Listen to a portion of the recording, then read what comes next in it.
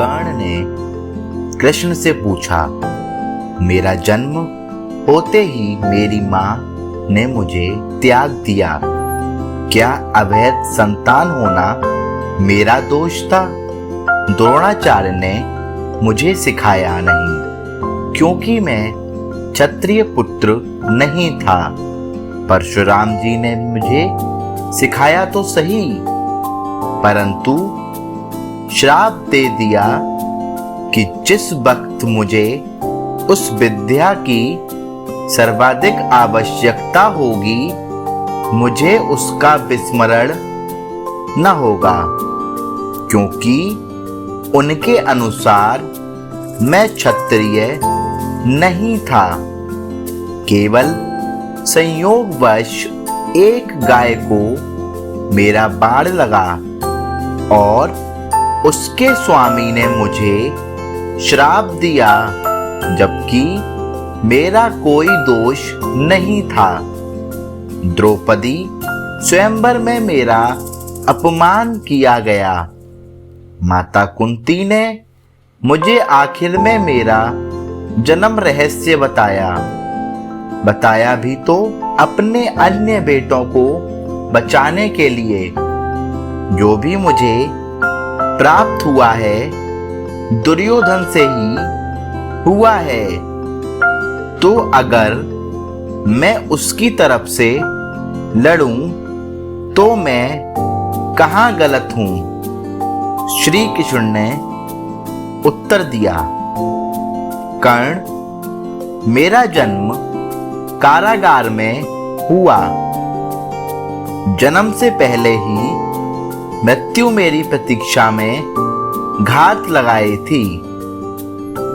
जिस रात मेरा जन्म हुआ, उसी रात माता पिता से दूर किया गया। तुम्हारा बचपन खड्ग, रथ, घोड़े, मनुष्य और बाण के बीच उनकी ध्वनि सुनते बीता। मुझे ग्वाले की गौशाला मिली, गोबर मिला और खड़ा होकर चल भी पाया। उसके पहले ही कई प्राणघातक हमले झेलने पड़े। कोई सेना नहीं, कोई शिक्षा नहीं, लोगों से ताने ही मिले कि उनकी समस्या का कारण मैं हूं। तुम्हारे गुरु जब तुम्हारे शौर्य की तारीफ कर रहे थे, मुझे उस उम्र में कोई शिक्षा भी नहीं मिली थी। जब मैं 16 वर्ष का हुआ, तब कहीं जाकर ऋषि संदीपन के गुरुकुल में पहुंचा। तुम अपनी पसंद की कन्या से विवाह कर सके। जिस कन्या से मैंने प्रेम किया, वो मुझे नहीं मिली और उनसे विवाह करने पड़े जिनमें मेरी चाहत न थी या जिनको मैंने राक्षसों से बचाया था। मेरे पूरे समाज को यमुना के किनारे से हटाकर एक दूर समुद्र के किनारे बसना पड़ा। उन्हें जरासंध से बचाने के लिए रण से पलायन के कारण मुझे भीरू भी कहा गया। अगर दुर्योधन युद्ध जीतता तो तुम्हें बहुत श्रेय मिलता। धर्मराज अगर जीतता है तो मुझे क्या मिलेगा? मुझे केवल युद्ध और युद्ध से निर्माण हुई समस्याओं के लिए दोष दिया जाएगा।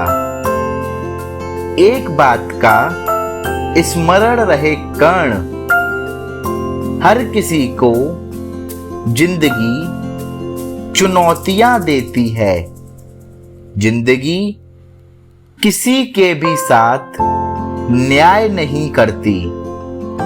दुर्योधन ने अन्याय का सामना किया है, तो युधिष्ठिर ने भी अन्याय भुगता है। लेकिन सत्य धर्म क्या है, यह तुम जानते हो? कोई बात नहीं, अगर कितना ही अपमान हो, जो हमारा अधिकार है वो हमें ना मिल पाए। महत्व इस बात का है कि तुम उस समय उस संकट का सामना कैसे करते हो। रोना धोना बंद करो कर्ण। जिंदगी न्याय नहीं करती, इसका मतलब यह नहीं होता कि तुम्हें अधर्म के पथ पर चलने की अनुमति है।